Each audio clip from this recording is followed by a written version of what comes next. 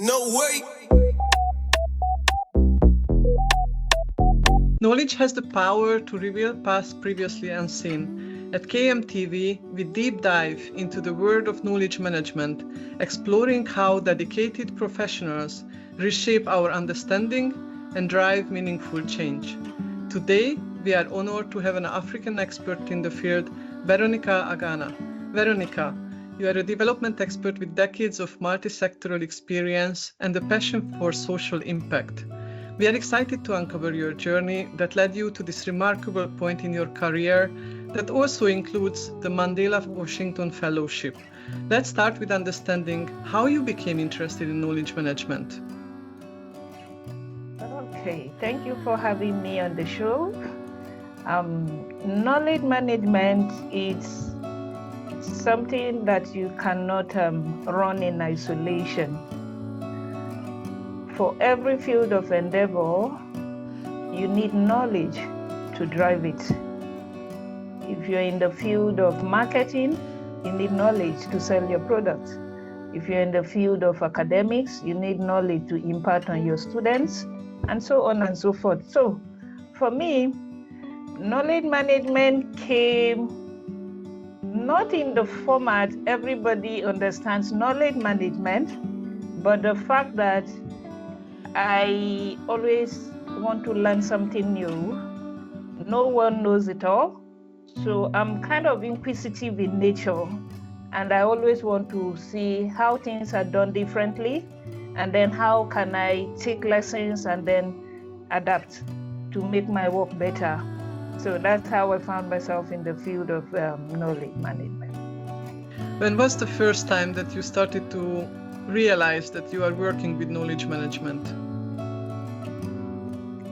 That from joining the communities of practice last year, I noticed we had more knowledge management aspects on the committee, and I was like, really, what I do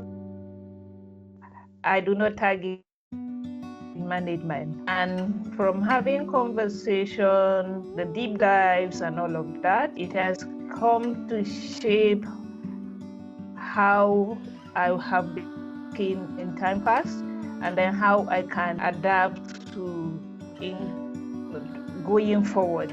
So that has shaped the last 9 months or thereabout that we've been together has really shaped. This is the community that is led by Claudia or organized by Claudia, right? Yes. What is the aim of this community? It's to bring practitioners across the globe together for knowledge sharing, co-created, co-designed. So the fact that you do not have the regular methodologies of running communities, but this is co-created, this is co-designed, it's decentralized, everybody is a contributor, everybody is a leader. Come with what you know and share. That was what interested me, and it has actually shaped my journey from the moment I joined. I was, this is interesting. If you have more people sharing what they do, we are learning, relearning, unlearning, and that has really, really impacted on the way I lead my team. Yeah. I remember when you gave a presentation about peer learning and communities of practice. Can you talk more to me about this experience?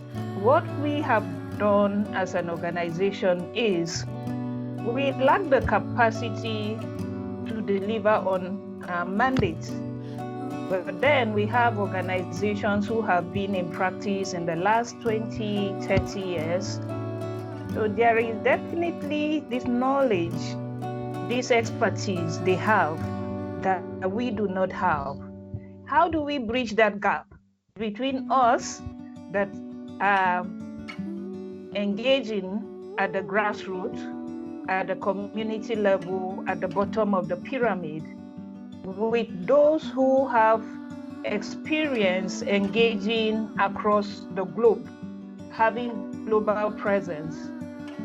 Then we came up with a capacity building development plan for our team. I championed that, called peer learning experience.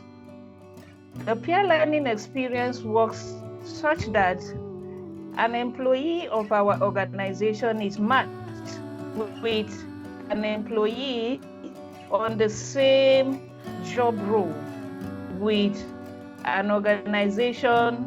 Like what we used was international NGOs that operate in our country here in Nigeria.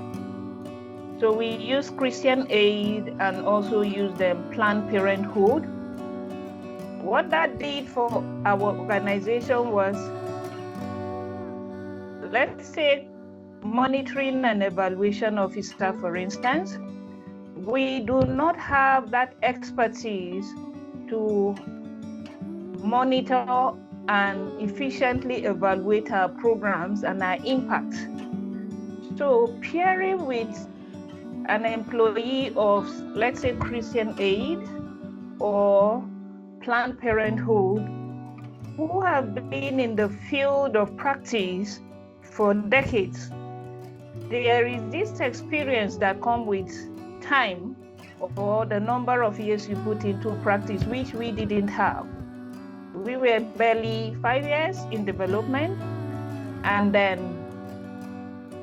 upon pairing with the staff at the international NGO space, it's learning, working hand to hand over a period of 1 month. By the time our team members came back, we realized that, oh, the process you're using, this is not the standard.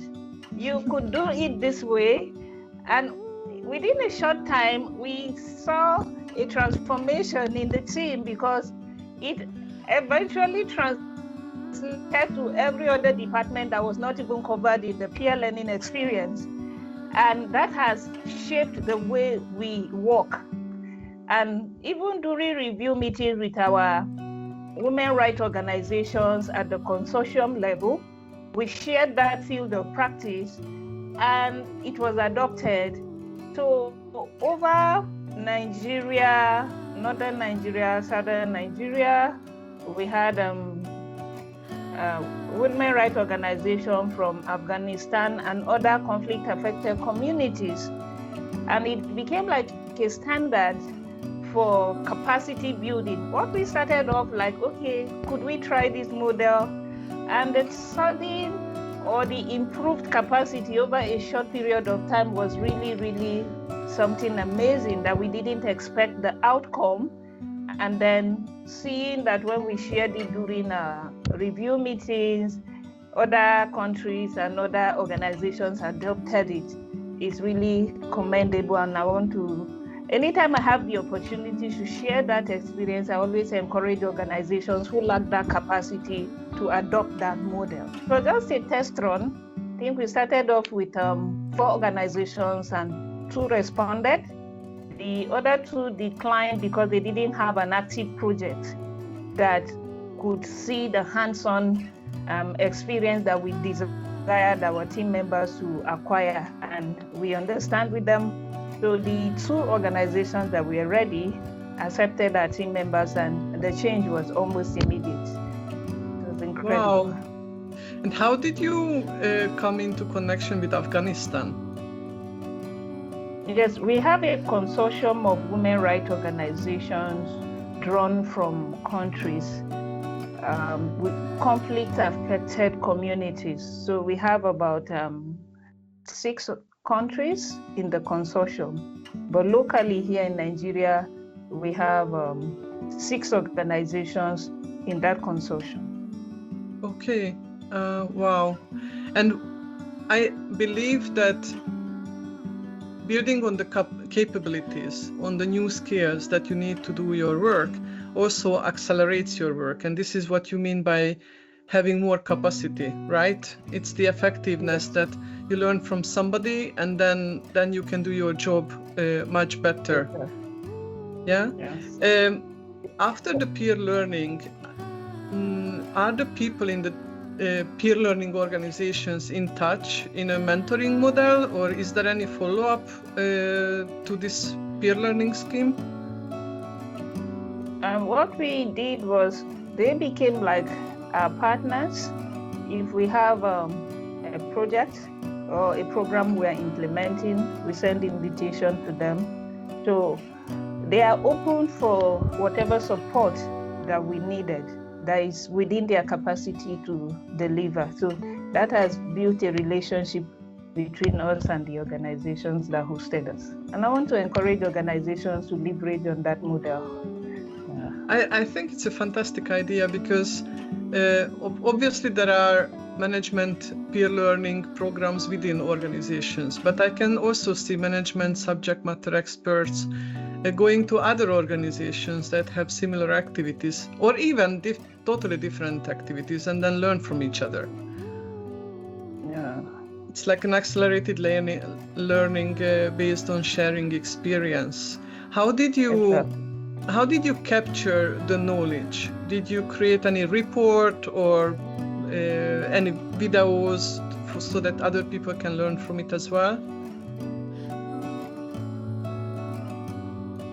The end of the session, team members who participated had a report, and then we as an organization, we came back to do briefing to ask other team members, how has this been effective?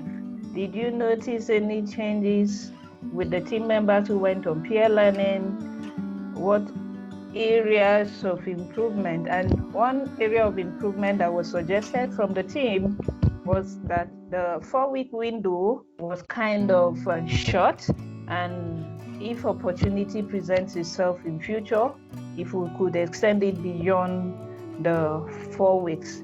Yeah, so we harvested the information and then used it like a reference for areas of improvement for future projects. Okay, and how do you analyze the gap between the capabilities? So how do you peer someone in the organization that the organization thinks doesn't have enough knowledge with someone in a different organization? Is it the partner organization who chooses the person for you, or what's the process for this? What we did was to write formally that we have, let's say, a programs officer, and we would like to pair them with a program officer for the receiving organization. The essence is for them to understudy what the host organization is doing differently, or what are they doing by virtue of them having that international exposure, which us as an organization functioning at the bottom of the pyramid or at the community level do not have. That way, we have a body of knowledge we are tapping into, which ordinarily we do not have access to. But pairing a program officer with a program officer at the international NGO, they have policies, they have procedures, they have processes of getting things done. When the team member got back from the peer learning experience, what is it the international organization is doing that we didn't have? So we have gaps in our policies, our processes and procedures. And then we modified what we were doing to match up what they learned. And then it translated to better ways of running our program, engaging community engagement, our advocacy processes and all of that. So it quite helped. And how does it help with engaging the community? When you come into a community, you are bound to have an assumption that this is the problem the community is having. But by engaging in the baseline study, it gives you insight, right? that means if we're connecting it to knowledge management, it has now given you a better insight. You have more knowledge on what the problem actually is faced with. They have multiples of challenges, but how do you prioritize the challenges, and how do you tailor it to your areas of program intervention? Without that baseline study, you don't have that information or that knowledge of what was initially the problem by engaging the community, maybe focus group discussion and all of that. But with that, this is the standard for every engagement you want to do. You should have a baseline. The baseline will give you the foundation of how you will shape or tailor your project interventions. And that has really, really been very helpful. Wow.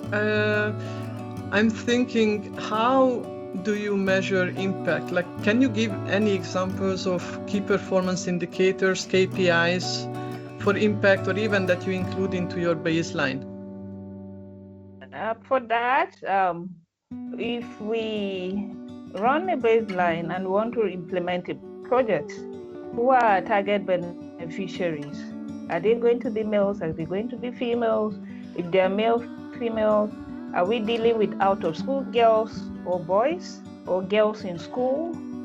And then whatever we are intervening, why are we running that intervention? We ask those questions to understand the critical needs of the community. The needs are enormous, but through the baseline, it gives you like a scale of preference, which would be more preferable. And then you begin to engage based on the feedback from the community with the information you have from the baseline study. If you do that, then what number of beneficiaries can our budget accommodate? Can you give me an example? If we have a community with so much need, what we could do is we get like people who have access to networks that could spread the information better. We could get women leaders, we get youth leaders, we could traditional leaders who have sphere of influence. That way, with our little budget, we're able to engage like influencers in communities. And then when we engage the influencers, we are able to disseminate the information to a larger population. That's like the indirect beneficiaries. So that has been very helpful in our work.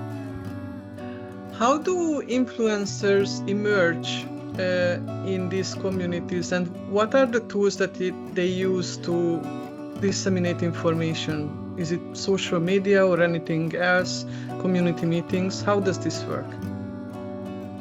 Okay, for us that work at the community level, information dissemination, we have this traditional setting. We are polarized, kind of, the Muslim dominated, the Christian dominated. So in the Muslim dominated communities, they have this traditional setting where at the end of the day, youths, the men, have what they call, sorry, I can't recall the name right now. What they do is like a peer group, just come in front of one person's house. And then people who have, it's just an informal setting, no structure around it, right? But over time it has evolved where information is being a security threat in the community. Who are we engaging? It's very, very common and has been very useful in addressing community threats, right? Then for the Christian dominator, we have like religious gathering from the church angle. We have traditional meetings, maybe tribal association, cooperatives, like that. So within those communities, we have people who naturally command authority. They may not be executives of the communities or those groups, but they have the power to influence change. They have the power to influence action within those communities. So when you go for your baseline study, you ask, if you want to get this done, who do you think is the best person to engage? And you can talk to Malam this, you can talk to, like that. And then before you know it, even if you have a challenge with a community access, right, this community is very difficult to work with. If you're able to engage with such community influencers, right, then they make your work very easy, grant you access. They know the people who are the troublemakers in the community. They engage them. I am expecting guests by this period and time. I don't want them to have any problem in this community till they exit the community. So they are really very important in the work we do. What can be examples for critical needs or threats for the Muslim and the Christian communities? The needs is more of, we're grappling with inflation, so it affects everybody across board. But on the religious divide, we could say we have the challenge of out of school girls, for instance, or girls who enroll in school and do not complete their education. And then we have the challenge of drug abuse. Mm-hmm. And then because as a nation, generally, our awareness on mental health and our interventions on mental health, we do not take it from the medical perspective. So oftentimes people attribute it to spiritual implications of one thing, belief system, right? But we have a lot of intervention going on, but it's not enough because of what? Religious bias or religious belief, cultural beliefs. They resort to medical for mental health challenges as a last resort, not a first line of response. So it's really a problem, right? Somebody could be maybe drug abuse, substance abuse, and then the family will resort to take him for prayers instead of seeking medical help. Let us even understand where this problem is coming from medically. So when you have such issues, it becomes a problem when you want to engage. But with advocacy, community engagement, the awareness is increasing, but a lot of more work needs to be done. What do you feel are the biggest mental health challenges in the society? The biggest challenge is like denial. We all live in denial. We don't want to accept this is a problem. And one thing with solving a problem is, the first thing you should even acknowledge that the problem exists. And if you refuse to accept that a problem exists, it becomes difficult for you to seek for help or find a solution to it. So a lot of us don't want to accept that, yes, this is a problem, until it becomes out of control and cannot be managed anymore. So if at the early stage, we have that knowledge, we have that awareness that, my exposure to this lifestyle or this habit or consuming this or consuming that is detrimental to my health. I know tobacco companies do advertise, smokers are liable to die young, but you see that it has not been effective in curbing young people, even women, married women, going into use of substance. Now, if you have that an awareness boldly written, let's say on the cigarette path, but people still take it. So what can we do differently to make people more aware of the effect of this substance abuse? Because there are communities you go to, you see young people or people who have lost their mental, a grip of their mental health on the streets. You know, they call them madmen. Madmen. They are mad already, but the madness, what led to the madness, and how can we help the person to regain his sanity? So these are things that, let me say, by virtue of our context, we haven't taken so much seriousness, such that at the early stage, they should be referred to mental institutions. We have mental institutions who have been at the forefront managing healthcare challenges, but how well are the community utilizing these institutions for mental health issues?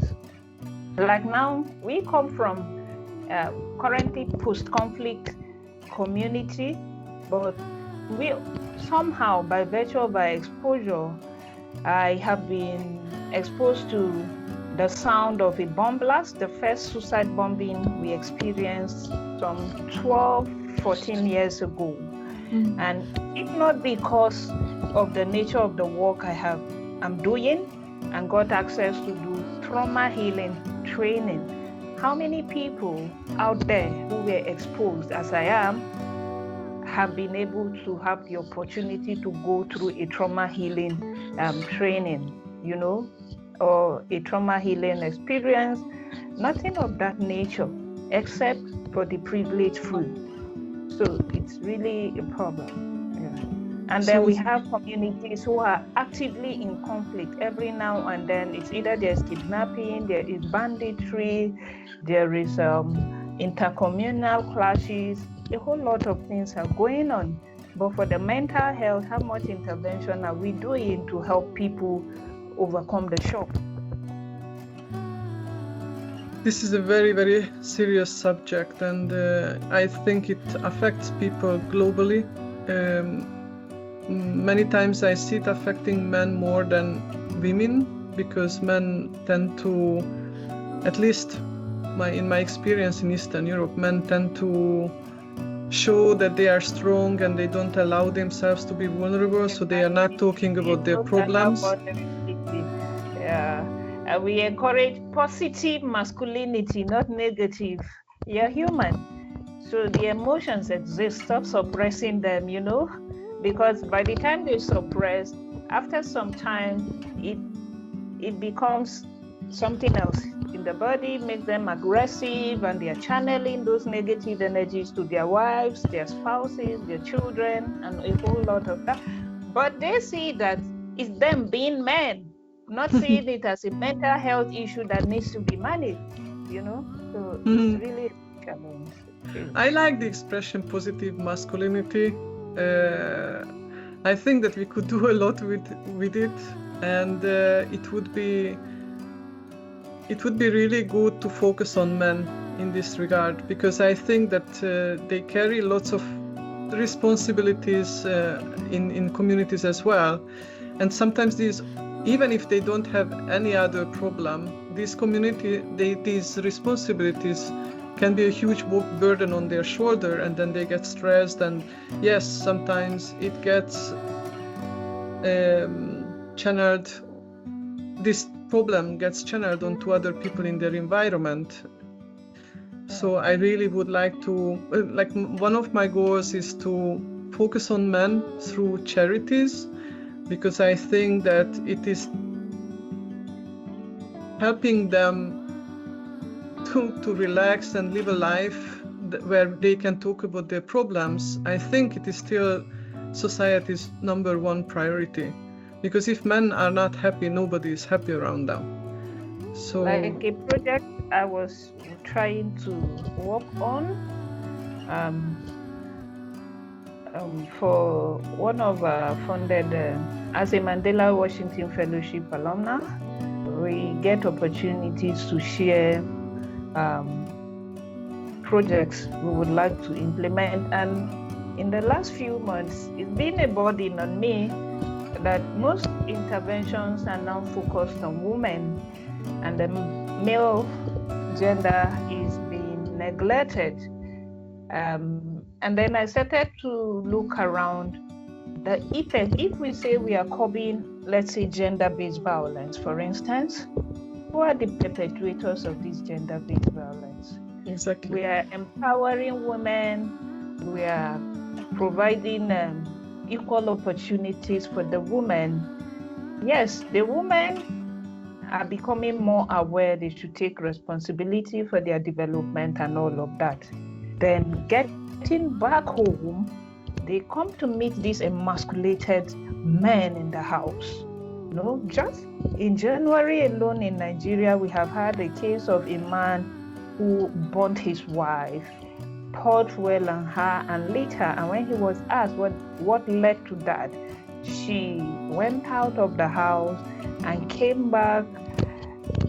That was it. I'm sure this is an effect of bottled emotions over a period of time. Yes.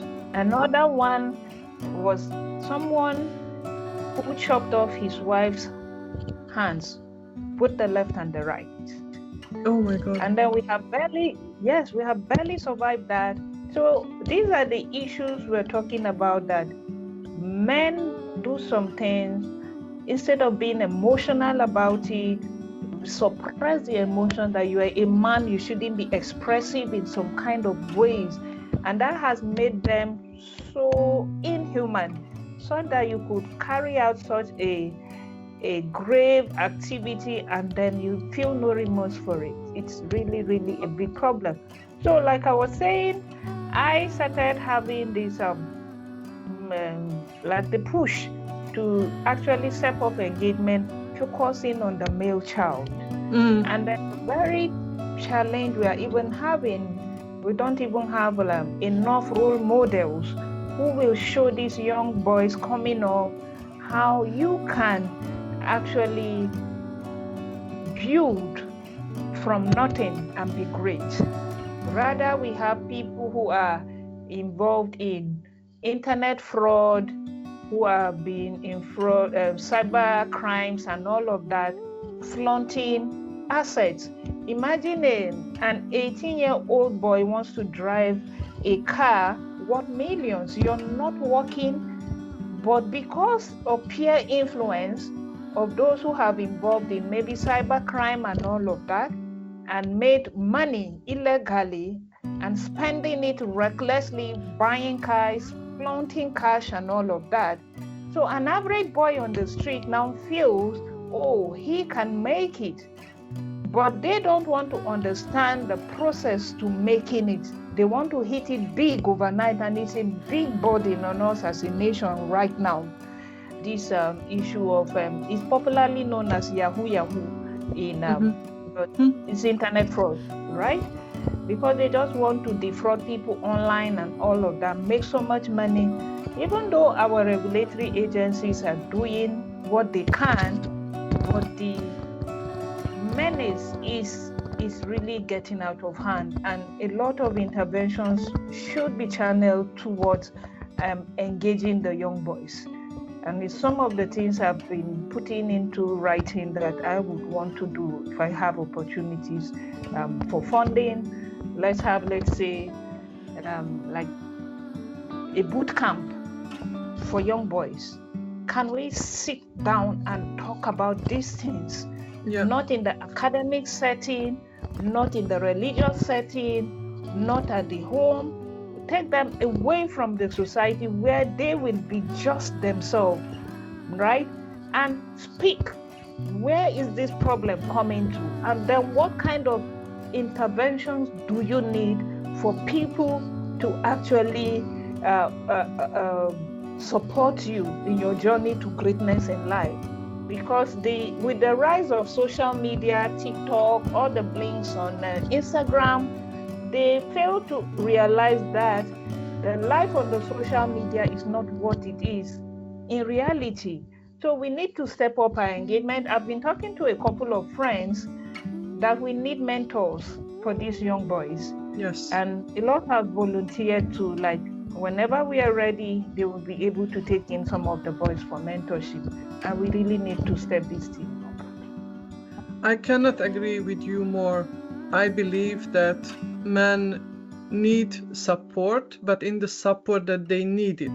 So we don't need it. It's not about teaching them how women share their emotions or changing them, but getting advice from other men who have been facing challenges, Exactly. who can be real role models and not social media anti-heroes who have lots of money.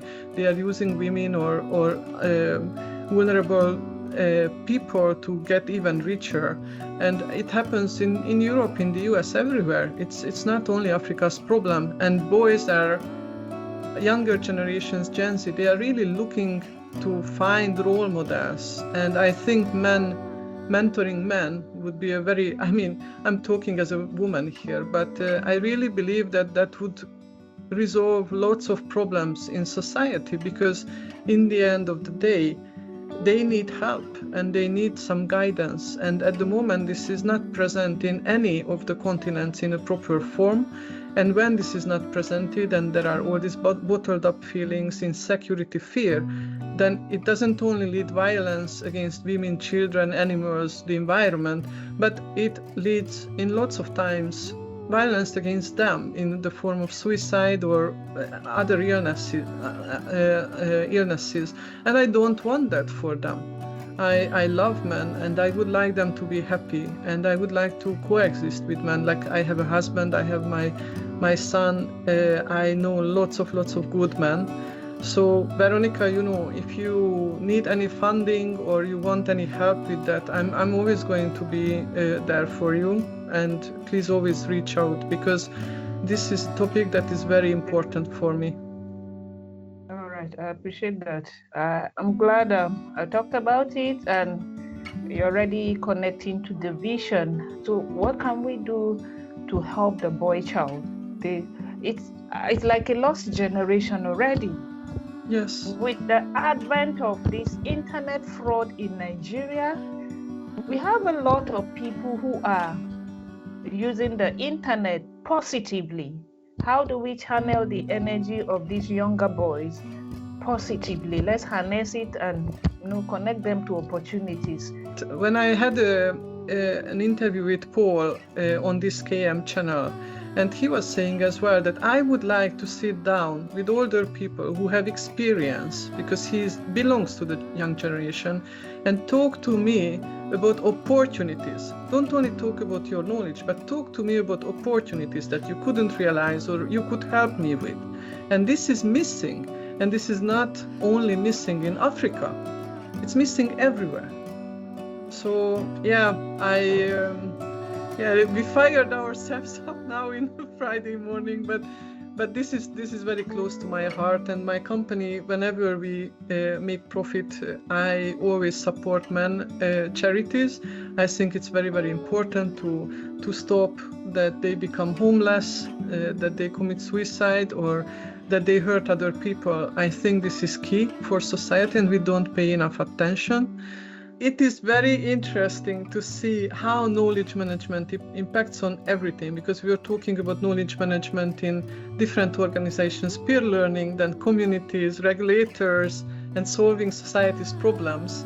And in the end of the day, whenever we are talking, I feel we can only make progress when people talk. Like in peer learning, the peers are talking to each other.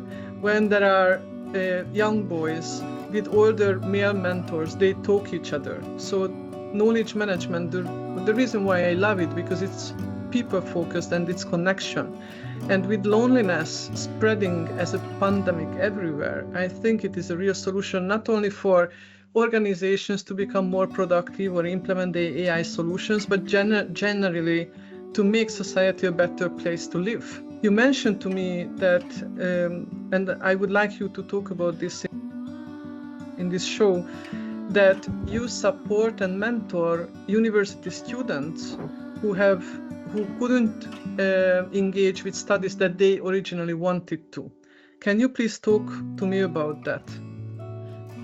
Okay, I'll use myself as an example.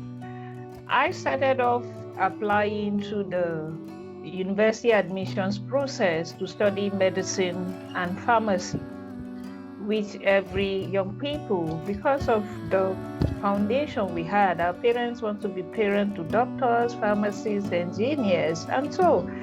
And because we lack this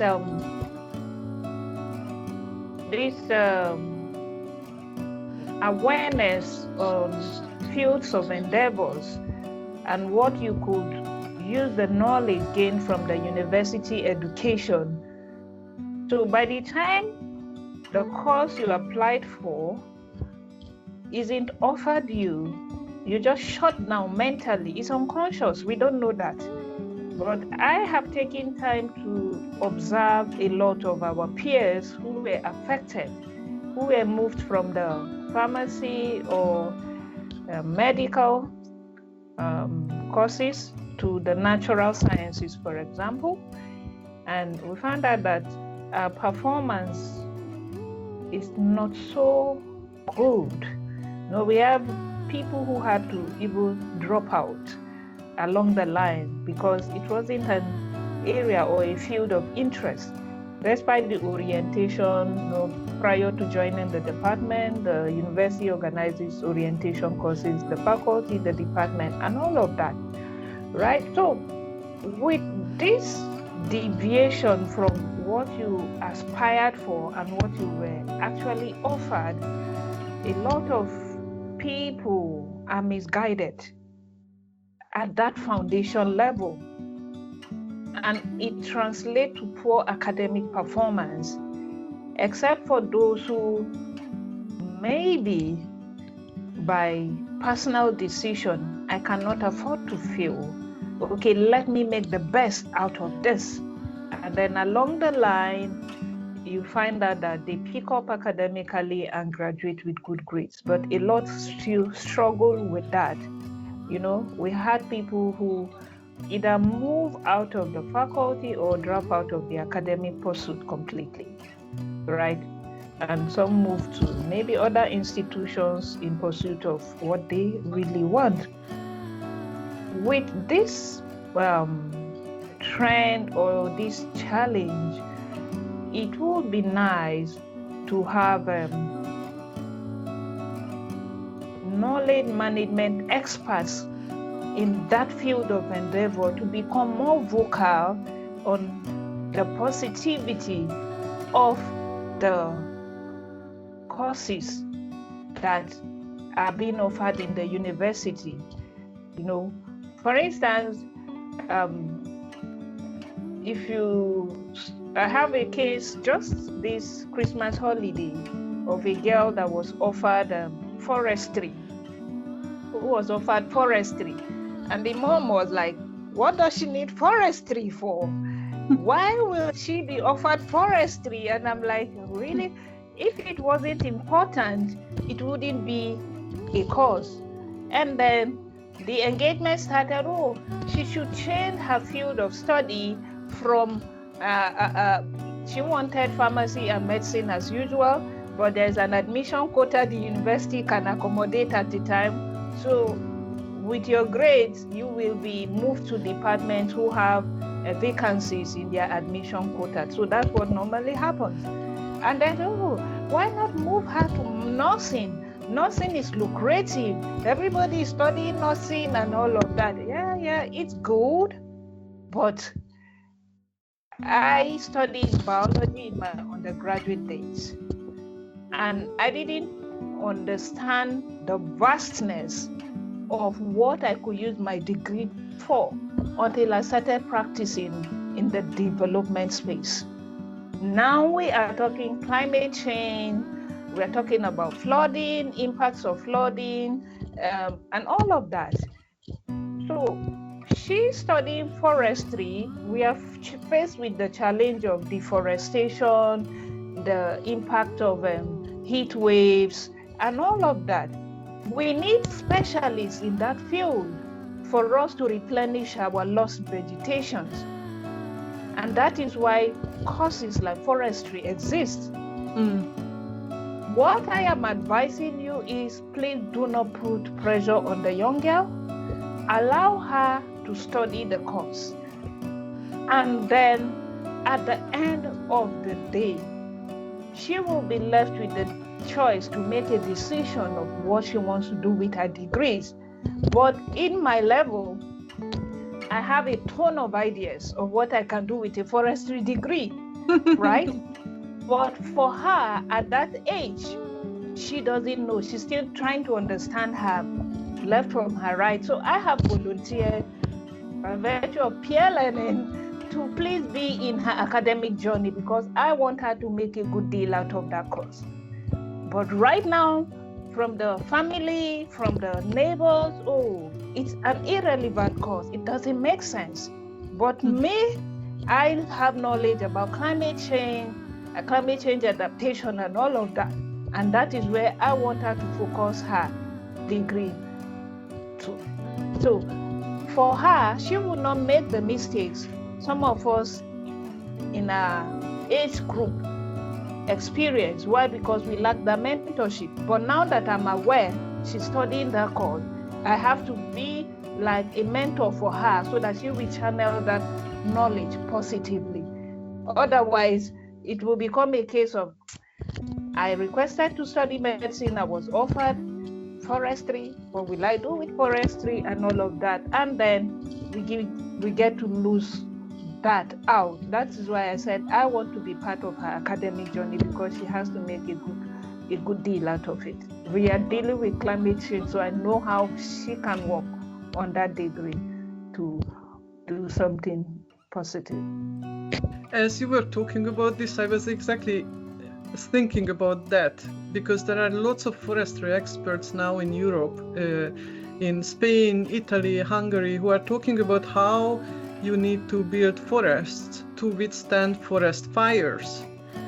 Just look at the recent one in Los Angeles. It's a global problem. So I see how you understand the importance of it, and how other people who believe that our children will be only successful if they are lawyers, engineers, or doctors. Exactly. But it's not the case anymore. It's not the case anymore. I think that what you propose to mentor children through your knowledge everywhere would be very important, because, for instance, what I see in Europe many times, that children choose trendy professions. Like now it's very trendy to become human rights lawyer for girls, and it's not always what they actually know about a lot. They know they want to fight for a good cause, and that's all fine, but they are not aware of how emotionally it will affect them, this type of work, or whether they are going to be equipped to study this very heavy subject. Maybe there are other subjects who are interesting for them, but they don't have mentors like this. There are career days, for instance, in European schools, but this is not the same as getting a mentor to decide which university you should go.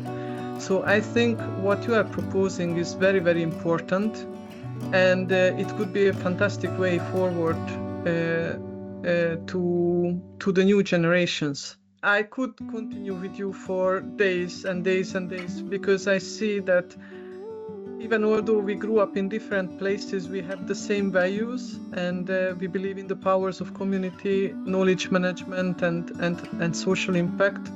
And I would like to say such a deep, sincere thank you for this discussion on a Friday morning. I really appreciate it.